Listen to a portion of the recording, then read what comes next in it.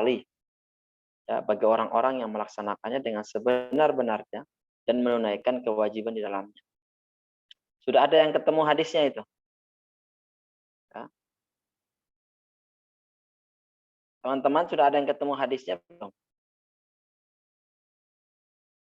Halo?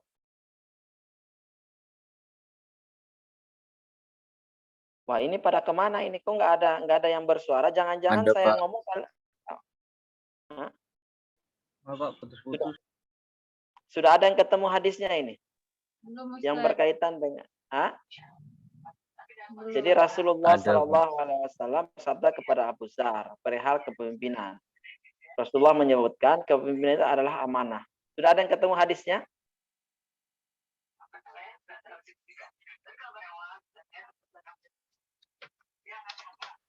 Kullukum ra'in bukan, Pak? Bukan. Itu beda lagi. Kalau kullukum ra'in bukan. Ada hadis tentang perihal kepemimpinan. Rasulullah menyebutkan bahwa kepemimpinan adalah sebuah amanah. Dan nanti di hari kiamat, ya, ia bisa menyebabkan kehinaan dan penyesalan, kecuali bagi orang-orang yang melaksanakannya dengan sebenar-benarnya dan menunaikan kewajiban di dalamnya. Nah, itu hadisnya apa itu? Itu yang saya bacakan tadi terjemahannya ya. Nah, sudah ditemukan teman-teman ulil albab dan yang lainnya. Yang Abu Dzar, Ustaz. Sudah, Pak. Sudah, coba dibacakan coba Fauzan.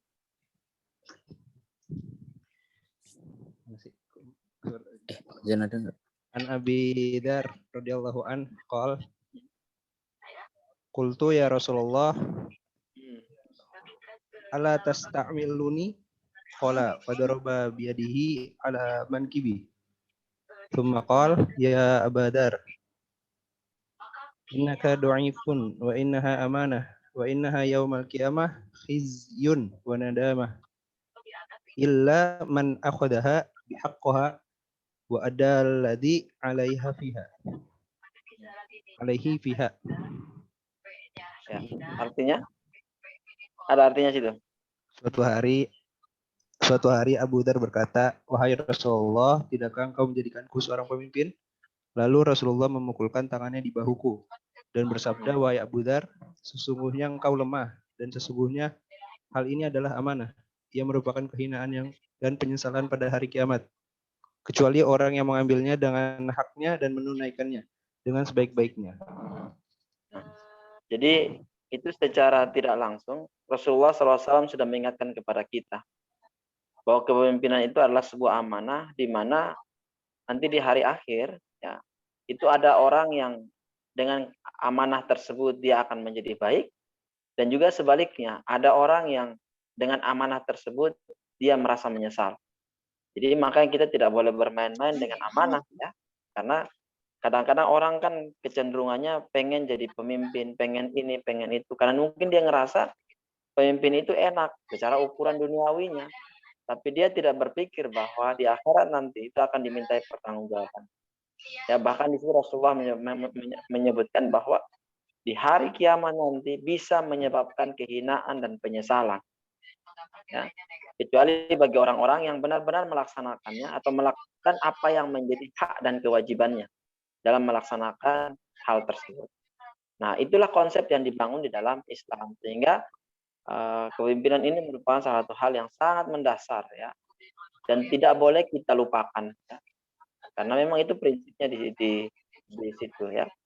Nanti tolong hadisnya di itu ya di Fauzan ditulis yang rapi yang bisa saya baca. Kemudian nanti dikirim ke saya. Ya. Oke. Saya lanjutkan ya. Jadi kemarin kita sudah bicara tentang prinsip-prinsip siasah di dalam Islam. Yang pertama, Islam mengenal istilah sistem musyawarah atau asturah ya. Sudah ditulis ya ayatnya ya. Ali Imran ayat 159. Coba ada yang baca Ali Imran ayat 159. Ya. Coba ada yang bisa baca Ali Imran ayat 159.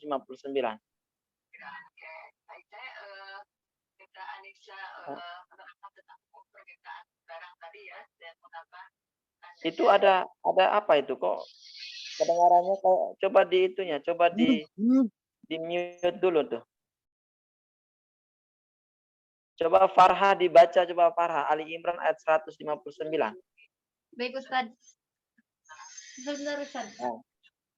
Coba siapkan Al-Quran. Nanti yang selanjutnya Iqbal baca As-Surah ayat 38. Kemudian Faizal baca An-Nahl ayat 125. Ya.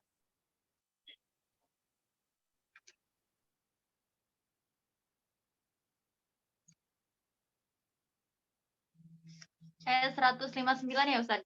Ya, ayat 159. Coba dibaca. Kemudian dengan terjemahannya.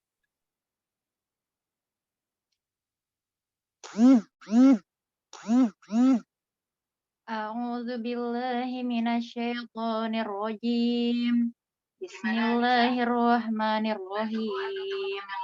Fabima rahmatin minallahi linta lahum walau kunta fazzan ghalizal qalbi faddu min hawlik fa'fu anhum wastaghfir lahum wa syawirhum fil amr فإذا عزمت فتوكل على الله إن الله يحب المتوكلين. Yang artinya, maka berkat rahmat Allah engkau Muhammad berlaku lemah lembut terhadap mereka, sekiranya engkau bersikap keras dan berhati kasar, tentulah mereka menjauhkan diri dari sekitarmu. Karena itu, maafkanlah mereka dan mohonkanlah ampunan untuk mereka dan bermusyawarahlah dengan mereka dalam urusan itu. Kemudian apabila engkau telah membulatkan tekad, maka bertawakallah kepada Allah, sungguh Allah mencintai orang yang bertawakal. Quran Surah Ali Imran ayat 159. Oke, ya. Itu Ali Imran ayat 159 menjelaskan tentang salah satu hal yang berkaitan dengan musyawarah.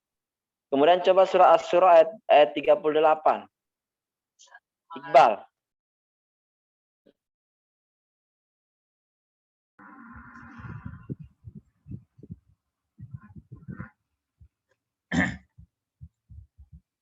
أعوذ بالله من الشيطان الرجيم بسم الله الرحمن الرحيم والذين استجابوا لربهم وأقاموا الصلاة وأمرهم شورى بينهم ومما رزقناهم ينفقون. Yang artinya dan bagi orang-orang yang mematuhi seruan Tuhan dan melaksanakan sholat, sedang urusan mereka diputuskan dengan musyawarah antara mereka dan mereka menginfakkan sebagian dari rezeki yang kami berikan kepada mereka. Sadaqallahul adzim. Nah, coba Faizal An-Nahl ayat 125.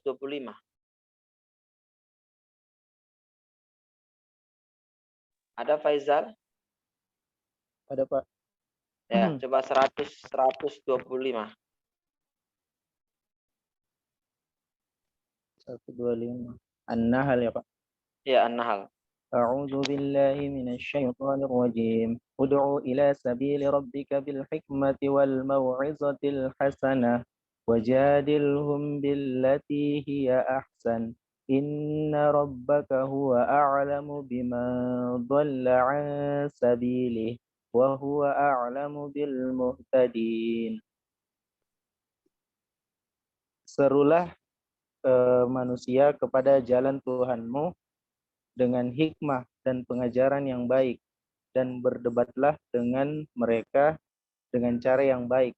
Sesungguhnya Tuhanmu, dialah yang lebih mengetahui siapa yang sesat dari jalannya, dan dialah yang mengetahui siapa yang mendapat petunjuk. Oke. Ya, jadi itu adalah hal-hal yang berkaitan, ayat-ayat yang berkaitan dengan musyawarah. Kemudian ada juga hadis yang menjelaskan begini. Nabi SAW bersabda, ya, tidak ada seorang pun yang bermusyawarah kecuali Allah memberikan petunjuk kepadanya. Artinya petunjuk kebenaran. Kemudian ada juga hadis menjelaskan bahwa tidak akan pernah menyesal orang-orang yang selalu bermusyawarah, dan tidak akan rugi orang yang meminta pilihan yang terbaik kepada Allah. Apabila salah seorang dari kalian meminta pendapat atau bermusyawarah kepada saudaranya, maka hendaklah saudaranya itu memberikan pendapatnya. Nah, itu adalah hadis yang berkaitan dengan musyawarah, begitu punya ayat Al-Quran yang berkaitan dengan musyawarah. Nanti teman-teman bisa mentafsirkan, ya, menjelaskan maksud dari ayat-ayat tersebut. Nah, kemudian kalau kita masuk pada konsep selain musyawarah atau prinsip-prinsip siasah dalam Islam, yang kedua ada yang disebut dengan al-adl, ya, yakni keadilan. Nah, keadilan ini bisa kita lihat dalam surat Ali Imran ayat 18, kemudian Al-Maidah ayat 25, dan Al-An'am ayat 161. Ya, nanti coba dilihat ya. Jadi teman-teman sekalian, ayat-ayat yang saya suruh dibaca atau itu tolong dicatat yang benar, tolong ditulis ya, tolong ditulis. Nanti saya minta untuk ditulis tangan saudara itu, nanti di foto kemudian dikirim ke saya. Jadi baik ayat-ayat yang berhubungan dengan bermusyawarah maupun ayat-ayat yang berhubungan atau berkaitan dengan keadilan tadi ya. Saya ulangi lagi. Jadi kalau yang keadilan tadi itu ayat yang berhubungan dengan keadilan, Ali Imran ayat 18, kemudian Al-Maidah ayat 25, kemudian Al-An'am ayat 161.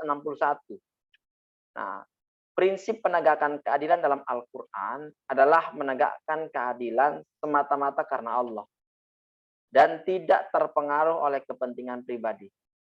Nah, sehingga prinsip al-huriyah atau kebebasan itu adalah bagaimana seseorang mampu bertanggung jawab terhadap apa yang dia lakukan.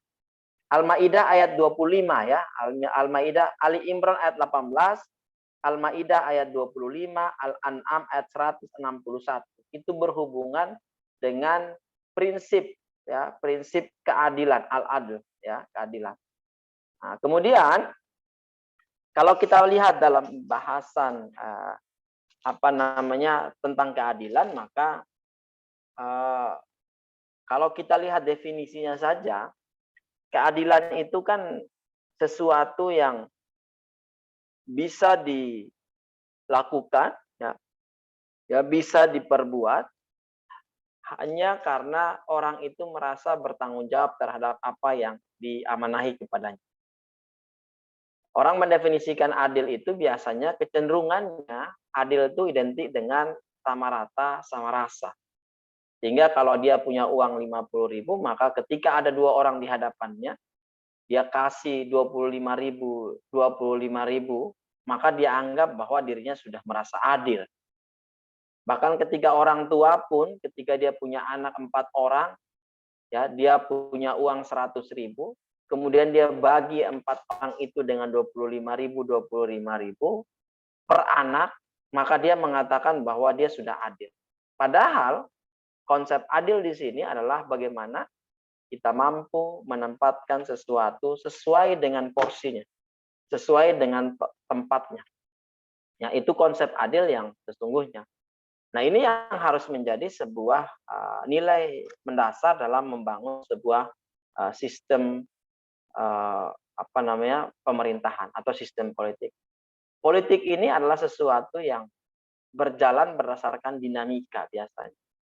Ya, jadi orang yang mampu berlaku adil, maka dia akan mampu memainkan politik ini sesuai dengan kaidah dan norma yang berlaku. Namun sebaliknya, kalau orang tidak mampu melakukan keadilan dalam segala aspeknya, maka dia pun juga tidak mampu mengelola politik tersebut.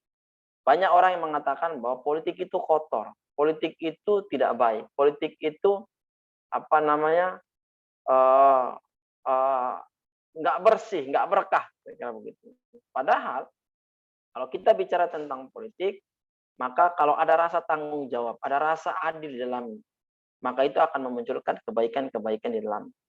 Jadi jangan sampai kita berasumsi bahwa janganlah kita mendekati politik karena politik itu kotor politiknya. Kita lupa bahwa kekuasaan itu bisa didapatkan untuk saat ini ya, untuk saat ini di negeri kita khususnya itu harus berangkat dari politik. Ya, bahkan pernyataan Bung Karno kepada Pak Allahyarham Pak Natsir pun demikian.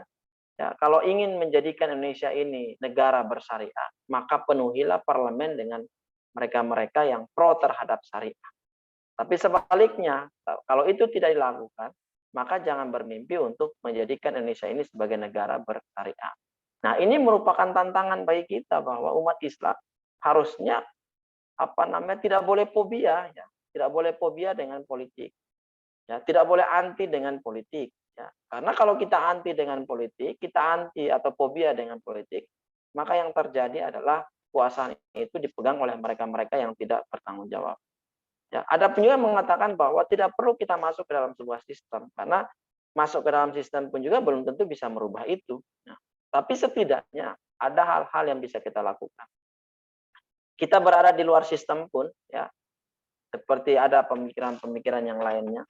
Apakah itu bisa menjadi solusi? Tidak juga, malah ketika kita berada di luar sistem, maka sistem dikuasai oleh mereka-mereka yang tidak bertanggung jawab, sehingga muncullah seperti hari ini, di mana setiap ada persoalan-persoalan yang berkaitan dengan kekerasan, ya, terorisme bahkan selalu dihubung-hubungkan dengan umat Islam. Nah, kita lihat kemarin kan, ya, terjadi bom, ya, di Makassar, ya. Mudah-mudahan teman kita Faizal ini kan sekarang posisinya lagi di sana ini. Ya, mudah-mudahan aman lah, ya. Mudah-mudahan aman. Ya, Faizal di Makassar, ya? Atau di mana kamu? Faizal. Lagi tidak di Makassar. Tapi kamu orang sana, ya? Iya, Pak. Nah, itu kan coba kita bisa melihat setiap kalau ada hal-hal yang sifatnya kekerasan atau yang lain-lain sebagainya, pasti umat Islam menjadi salah satu sasarannya, ya, sasarannya. Walaupun mereka tidak pernah menyebutkan agama apa yang berhubungan, tapi secara tidak langsung dikaitkan selalu dengan Islam. Contoh, ya, berita yang berkembang hari ini, yang ngebom diidentikan, ya, memiliki ciri-ciri, ya, mohon maaf, berjenggot, kemudian celananya ngatung, ya, kemudian jidatnya hitam. Itu kan seolah-olah memframing bahwa identik dengan mereka-mereka yang Islam. Padahal saya yakin tidak ada satupun juga ajaran agama Islam yang mengajarkan tentang kekerasan, yang tidak pada tempatnya. Ya, artinya tidak pada tempatnya. Artinya Islam adalah agama yang mengatur tentang kebebasan dan yang lain-lain sebagainya. Bahkan Rasulullah SAW itu di dalam ada ayat yang menjelaskan tentang Muhammadur Rasulullah walladzina ma'ahu asyidda'u 'alal kuffar rahama'u bainahum. Itu kan secara langsung menjelaskan bahwa Rasulullah itu berkasih sayang, berlemah lembut, ya. Dengan siapa saja, baik itu dia muslim maupun dia non muslim. Tapi kalau terhadap orang kafir, ya, artinya definisi kafir di sini jelas mereka bertentangan dengan syariat, mereka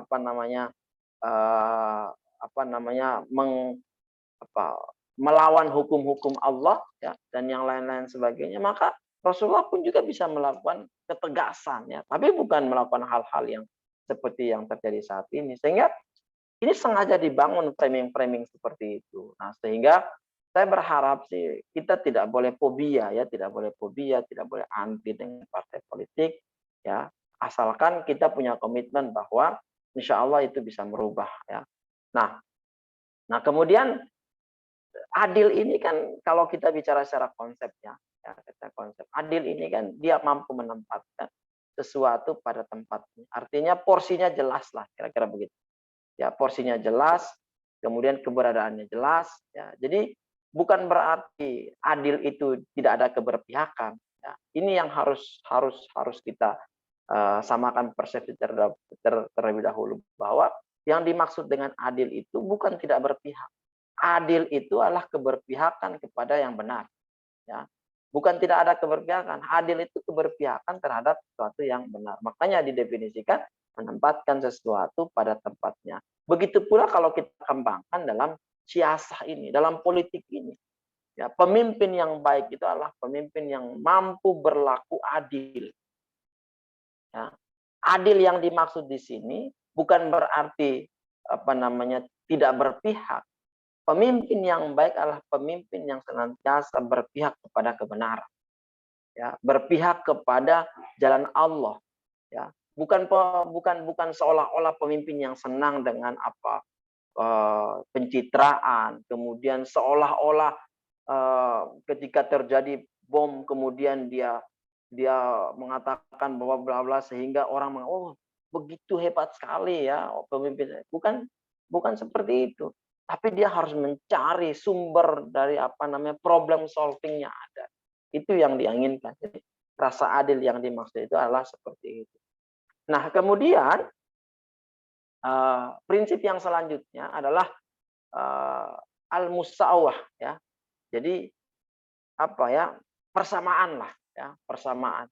Dan ini teman-teman bisa lihat dalam Quran surat An-Nisa ayat 124 ya, kemudian An-Nahl ayat 97, kemudian Al-Hujurat ayat 13 ya. Nanti ditulis yang bagus ya. Nah, di situ ada jadi persamaan hak di dalam syariat Islam itu yang pertama adalah persamaan hak di hadapan undang-undang. Jadi semua manusia itu kan sama ya. Tidak ada istilah harta kekuasaan yang memisahkan mereka. Karena Al-Qur'an pun juga menjelaskan inna akramakum indallahi atqakum. Orang yang paling mulia di sisi Allah itu bukan orang yang punya harta banyak, bukan orang yang punya kekuasaan, bukan orang yang punya jabatan. Nah, tapi orang yang paling mulia di sisi Allah adalah orang yang paling tinggi ketakwaan. Jadi esensi dari persamaan itu adalah bagaimana dia menjadi hamba Allah yang paling bertakwa. Itu esensi yang sesungguhnya. Nah, kemudian kalau kita bicara dalam konsep kenegaraan, maka semua manusia itu punya hak ya yang sama di hadapan undang-undang. Nah, ini bisa saudara lihat juga dalam Al-Qur'an surat Al-Ahzab ayat 36. Ya, coba nanti dilihat ya. Al-Ahzab ayat 36. Nah, kemudian kita ada persamaan hak di depan peradilan. Jadi hukum, apalagi hukum kita ya. Hukum kita itu kan menjadi panglima tertinggi ya. Artinya tidak ada orang yang berbeda perlakuan ya. Ketika dia di hadapan hukum peradilan maka dia memiliki hak yang sama ya. Tidak karena dia anak presiden kemudian dia presiden, enggak. Semua punya hak. Itu konsep yang sesungguhnya yang dibangun di dalam fikih siasah ya. Jadi tidak boleh ada semacam dikotomi atau tidak boleh ada semacam diskriminasi politik. Oh, karena dia lawan politik kemudian dia harus diperlakukan begini-begini. Nah, itu tidak boleh. Nah, jadi tidak boleh bangun itu semua. Nah, dalam sistem pemerintahan Islam itu semua tidak diperbolehkan. Yang ada adalah semua memiliki hak ya, yang sama di depan peradilan. Nah, kemudian yang selanjutnya adalah persamaan hak dalam mendapatkan tugas-tugas. Artinya semua punya hak yang sama. Bahkan undang-undang kita tahun 1945 ya itu sudah menjelaskan betapa rincinya ya. Bahkan kalau kita lihat norma yang dibangun dalam undang-undang kita itu begitu sempurna sekali ya. Begitu sempurna sekali. Karena apa? Karena di situ sudah berbicara bagaimana hak dan kewajiban kita sebagai Indonesia. Hak dan kewajiban kita sebagai warga negara. Nah, kemudian di situ ada hak, di situ pula ada kewajiban. Nah, jadi hak dan kewajiban ini adalah sesuatu yang tidak bisa dianggap enteng gitu. Ya, kita bicara tentang kewajiban kita, maka insya Allah kita pun juga akan mendapatkan hak kita. Ya, nah, tinggal bagaimana kita mempersepsikan, mengkontekskan di dalam negara kesatuan Republik Indonesia. Ya, jadi hari ini kita berbicara tentang dua prinsip ya. Yang pertama adalah prinsip keadilan, yang kedua adalah prinsip persamaan atau al-musawah. Ya, mungkin itu saja yang bisa saya jelaskan untuk sore hari ini. Ya, mudah-mudahan nanti ada diskusi yang bisa kita bangun pada materi kita. Insya Allah ini kalau saya lihat 40 menit dia mati nih kalau nggak salah. Ya, kita masih pakai yang gratis. Jadi mudah-mudahan sebelum dia mati kita sudah bisa selesai perkuliahan kita sore hari ini. Baik, silahkan. Ya, jangan ada yang mau bertanya saya persilahkan.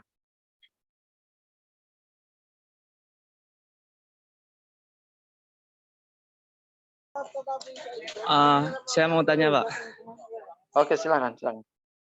Kan dari awal Pak Awang sudah menjelaskan tentang urgensi politik dan bagaimana supaya umat Islam bisa menerapkan syariat Islam dalam parlemen lah, maksudnya biar berpartisipasi di dalam internal dari perwakilan rakyat gitu.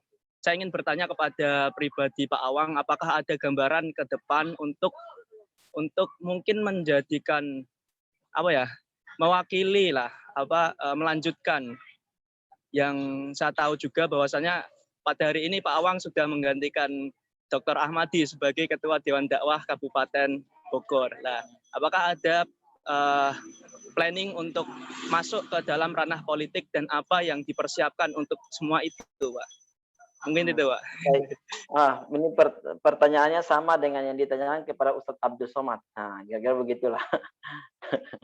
Jadi Ustadz Abdul Somad itu pernah ditanya, Ustadz kan sering kali bicara tentang politik, Ustadz sering bicara tentang kekuasaan, Ustadz sering bicara tentang bagaimana menjadi pemimpin yang adil. Nah, tapi ketika Ustadz dicalonkan menjadi calon wakil presiden, Ustadz menolak. Nah, jadi ada jawaban yang saya kira ini mungkin sedikit berbeda dengan Ustadz Abdul Somad. Kalau saya pribadi ada kecenderungan ke arah sana. Namun lagi-lagi kan itu kan pilihan sebenarnya. Politik itu kan pilihan. Kalau hari ini saya mengatakan bahwa kita orang Islam tidak boleh fobia, tidak boleh anti dengan partai politik, ya. Bukan berarti kita harus terjun langsung dalam politik praktis, kira-kira begitu. Ya, nanti biarkan saja politik praktis biar Noval, kemudian Iqbal, ya, kemudian Fauzan, ya, itu yang terjun lah. Kalau kita sebagai advice-nya saja lah, ya, pendorongnya saja, pendorong, kemudian penasehatnya saja gitu. Jadi kalau semua turun ke ranah politik praktis, ya nanti siapa yang akan mengingatkan kalian, kira-kira begitulah. Nah, jadi saya konteksnya yang mengingatkan teman-teman yang nanti akan terjun ke partai politik. Karena politik itu kan ada politik secara pemikiran, ada juga politik secara praktis. Nah, kalau yang praktis-praktis yang lain teman-teman KPI ini yang saya kira layak untuk duduk di politik praktis. Kalau saya nanti yang akan memberikan ininya sajalah, ya, ilmunya saja. Nah, kira-kira begitu ya. Tapi ya mungkin persepsi saya hari ini seperti itu. Tapi kan kita nggak tahu ke depannya seperti apa. Ya, hari ini saya diamanahi oleh teman-teman di Kabupaten Bogor sebagai Ketua Dewan Dakwah menggantikan Pak Kiai Ahmadi Usman. Nah, kita di Dewan Dakwah sendiri juga sebenarnya kemarin waktu saya ikut raker, ya, raker wilayah Jawa Barat itu ada semacam bukan ultimatum sih sebenarnya, lebih cenderung kepada pesan dari Pak Ketua Umum, ya, Pak Dr. Aden Husaini, bahwa pengurus Dewan Dakwah itu tidak boleh merangkap jabatan di partai politik. Nah, tidak boleh merangkap jabatan di partai politik. Itu pesan, ya, pesan. Toh kalau hari ini sudah ada yang terlanjur di partai politik, maka sebaiknya dia memilih di antara salah satu. Nah, kebetulan saya juga kemarin sudah terlibat di salah satu partai politik, kemudian karena saya bukan terpilih, saya ditunjuk oleh teman-teman untuk menjadi Ketua Dewan Dakwah, sehingga saya lebih memilih konsentrasi di dakwah ini, ya, di Dewan Dakwah, ketimbang saya harus ikut di partai politik yang notabene, mohon maaf, notabene saya menjadi salah satu ketua DPP di partai yang saya berpikir bahwa partai ini suatu saat akan jadi partai yang ya lumayan lah, insya Allah, ya.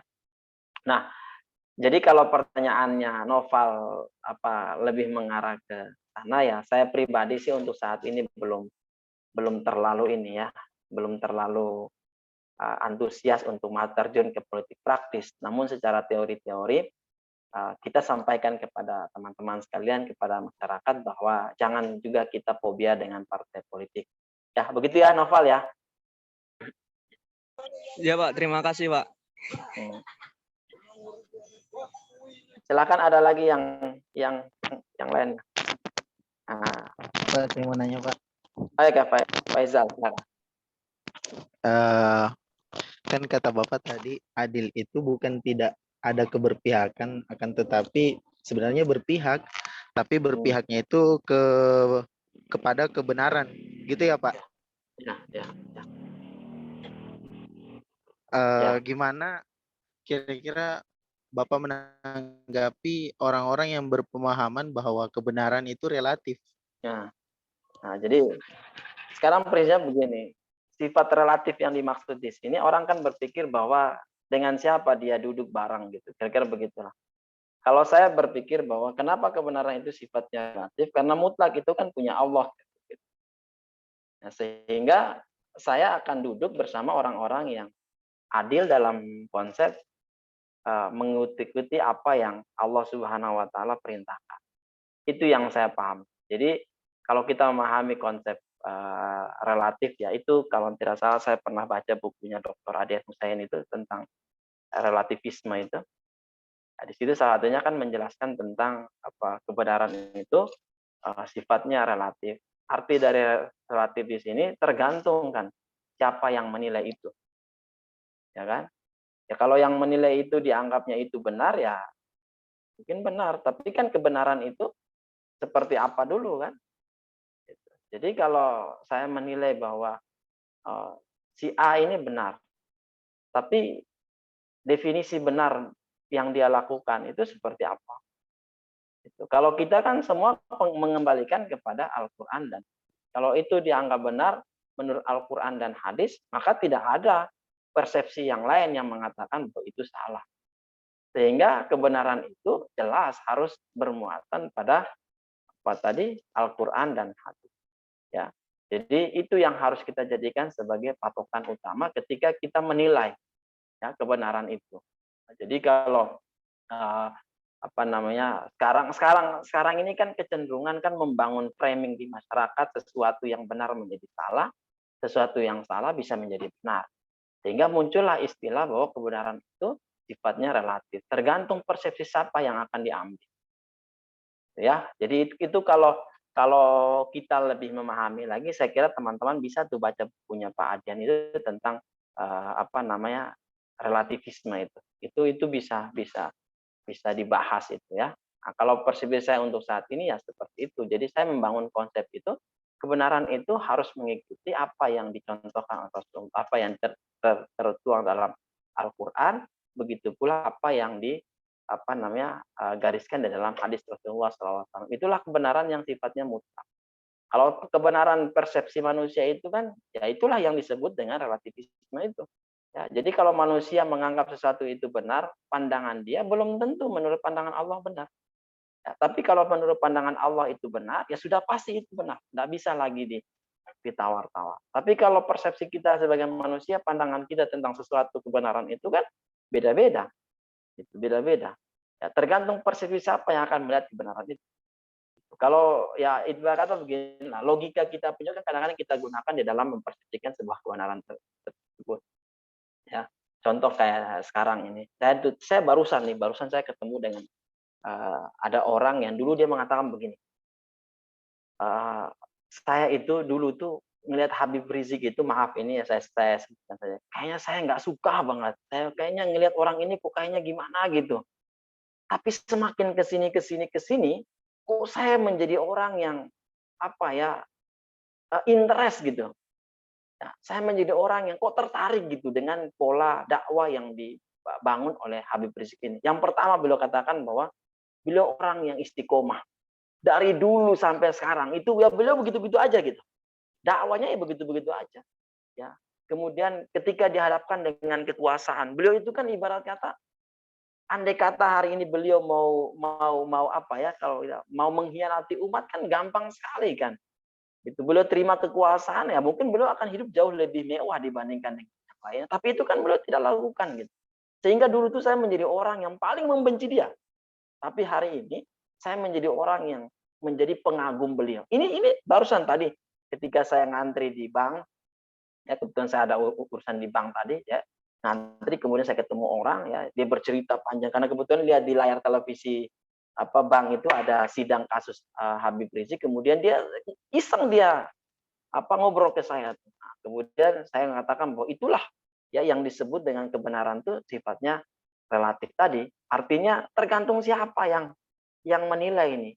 Ya, menilai. Nah, kalau kita yang sudah paham bahwa apa yang diperjuangkan oleh Habib ini, ya kalau dia berhubungan dengan Al-Quran dan Sunnah menegakkan keadilan, ya menjaga persamaan tadi, maka insya Allah kita akan mengatakan bahwa dia orang baik, orang soleh. Ya, karena prinsipnya ada gitu ya, ada rule-nya, kira-kira begitulah. Ada indikator-indikator yang menyebabkan bahwa kebaikan itu ada. Tapi kalau orang yang mengatakan bla bla bla, contohnya gini, ada salah satu tokoh yang ngomongnya selalu nyeleneh gitu. Tapi ada orang yang mengatakan bahwa beliau itu orang yang baik gitu. Ya, karena beliau punya indikator-indikator yang lainnya. Itu kan artinya sifat relatif tadi kan. Nah, tergantung siapa yang mau menilai kebenaran tersebut ya. Saya kira itu ya Pak Izal ya. Nah, itu pemahaman-pemahaman yang saya paham. Baik, terima kasih Pak.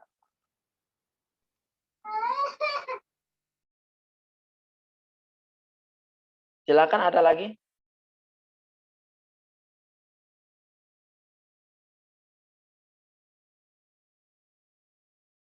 Nah, baik ya. Kalau sudah tidak lagi yang bertanya, saya kira cukup ya. Cukup dulu untuk hari ini. Nanti bisa lihat, tolong surat-surat yang tadi saya sampaikan, tolong ditulis ya. Tolong ditulis.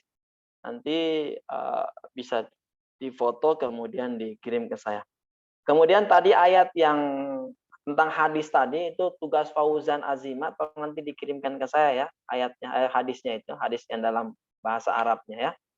Oke, terima kasih. Nanti insya Allah kita bisa silaturahim lagi. Jangan lupa hari ini saya lihat yang ikut perkuliahan ada 23 orang. Ini fix ya, 23 orang. Tidak lagi yang tambah dan tidak lagi yang berkurang. 23 orang hari ini.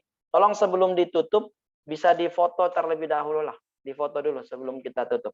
Mohon Iqbal, difoto teman-teman, kalau bisa buka layarnya, dibuka kameranya biar bisa difoto ya. Iqbal? Ya, Pak. Tolong difoto Iqbal ya. Ya, Pak. Tolong difoto. Yang hadir hari ini ada 23 orang.